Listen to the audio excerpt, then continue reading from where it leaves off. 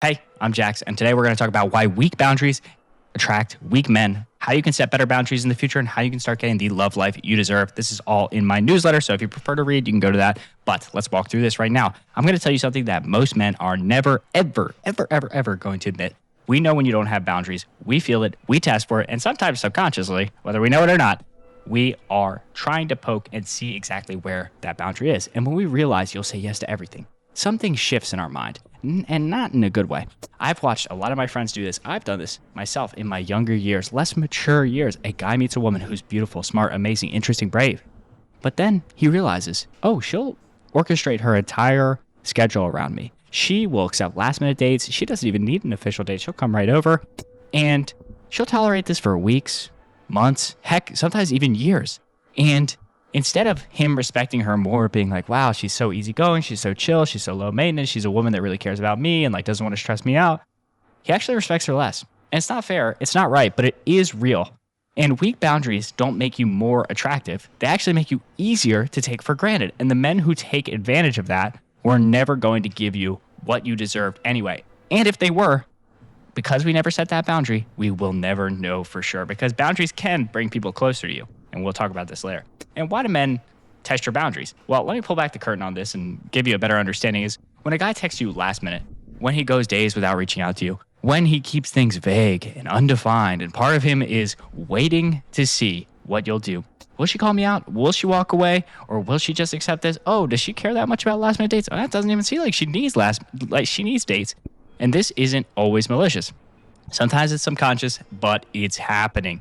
Men are wired to pursue what is valuable. And value is communicated through scarcity and standards. Think about it like this. Guys play video games, which are essentially just cascading levels of difficulty. And they're always trying to get the most important asset in the video game. They're always trying to beat all of their friends. And typically, when a video game becomes boring, it's too easy. So men are really wired to pursue what is valuable and scarce. Think about a handbag. If we have a handbag that there's 10,000 of, it's not that valuable of a handbag. If we have a handbag that there's only one of, something that gives out great energy, it's perceived as scarce, it's perceived as more valuable. And when we start accepting bare minimum effort, we really show people that we are not scarce, we are not valuable. You're communicating that bare minimum is enough for you. And when you tolerate disrespect, you're teaching him that disrespect is acceptable for you. When you never ask for more, he assumes you don't need more. He's like, she's cool with it. Yeah, I can keep doing these last minute dates. No. We need to reframe that. And now, I know this is hard to hear, but I'm telling you this because I've been on the other side of it. The woman who commanded my respect, the ones I actually committed to, were the ones who had standards that I had to rise to meet.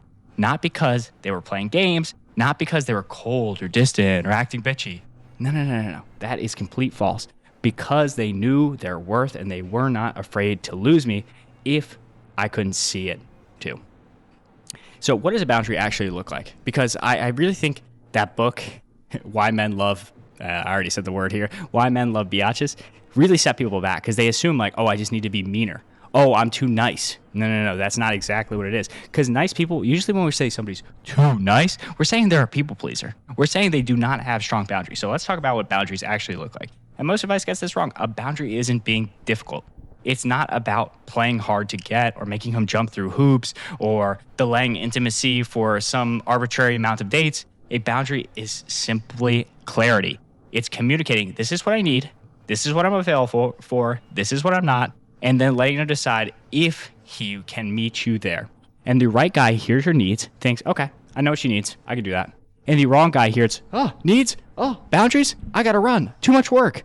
You don't want that kind of person. You do not want the kind of person that's going to run at any sight of a boundary, because good riddance, good freaking riddance. And this is exactly what you want to do. Good boundaries push away bad men, and boundaries bring in good men that are like, wow, this woman has really high standards. She loves herself. I want to be with her. So one of the most important things is how we communicate our boundaries, because this is one of the most important things in how we enforce it. So before I give you specific boundaries, I need to explain something very important, is the words you use will determine whether he hears you or he gets defensive.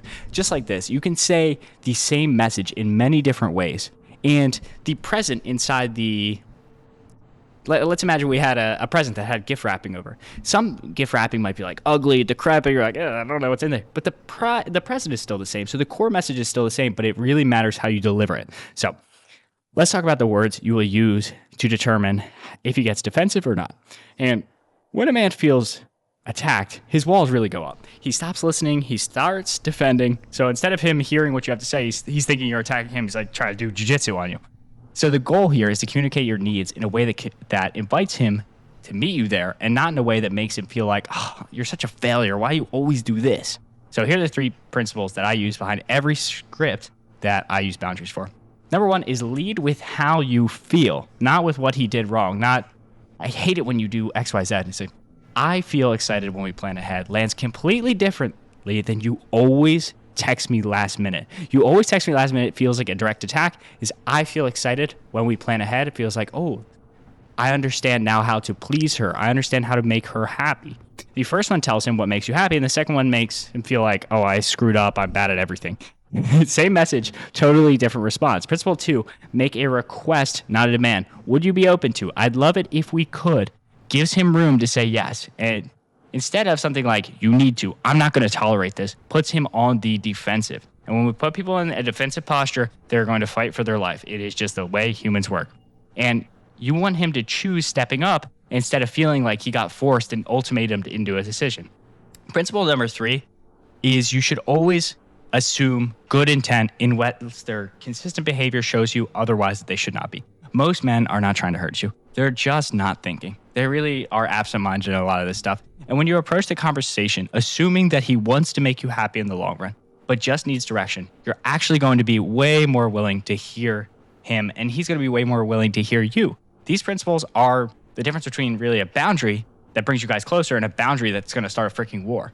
And boundaries really should never start wars. Ultimatums start wars.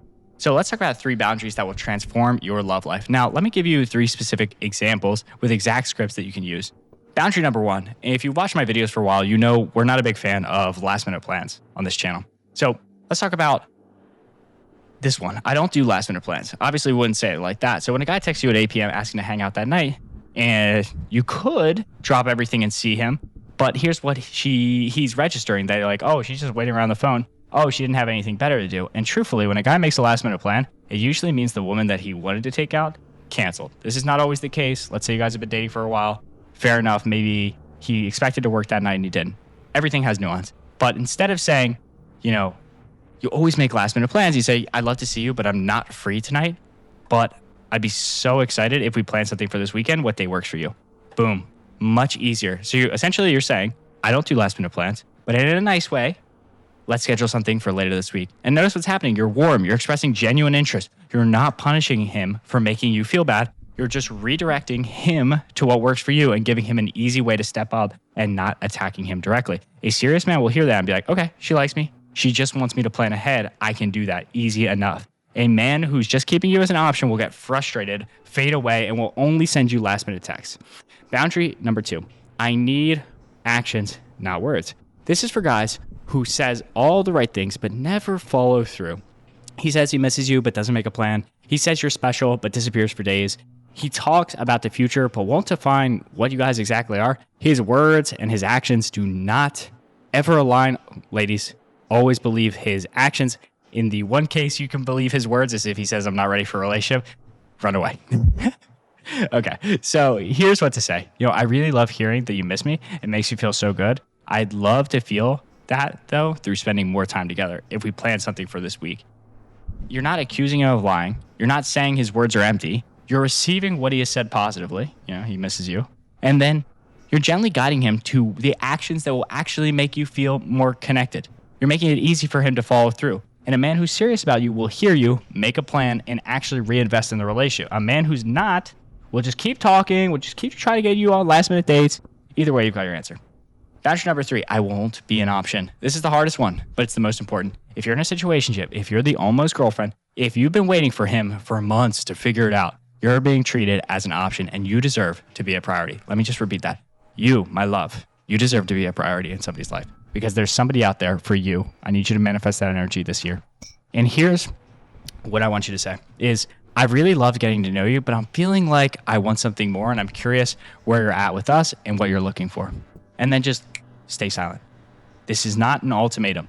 You're not saying commit or I'm gone. You're sharing where you are emotionally. You're asking where he's at, and it should be an invitation into a conversation. And yes, this might end things, but you do want to define the relationship. Guys know ridiculously fast whether they see you as long-term potential.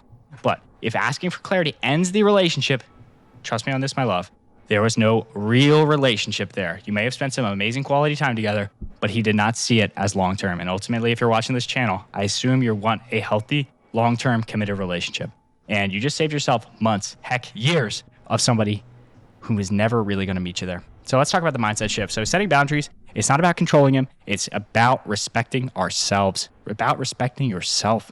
It's about deciding that you're no longer available for half efforts, mixed signals, guys who keep you in the dark, and you now want to know where you stand. It's about trusting that the right man won't run when you communicate your needs. He'll step up. It's about understanding something crucial. Being alone is not the worst outcome. It's so much better to be alone, to be single. Let me say that a different way. It's better to be single than in a relationship that is draining you of all of your health, wealth, and energy. It is so much better to be single in this respect. So set up your boundaries, keep your boundaries high. Pick one boundary if you want to implement this. Just pick one. Pick one this week and start using these boundaries. And if you want a quick exercise you can do is you can go through your past week and you say, is there anything I've said yes to, which my body was screaming for me to say no? You can say, why did I do that? And in the future, the more we're aware of when we need to set these boundaries, and now that we know this list of boundaries we can set, we can easily set them in the future. People pleasing, being the nice girl, being the chill girl, it does not get us where we need to go. I love you. Ciao.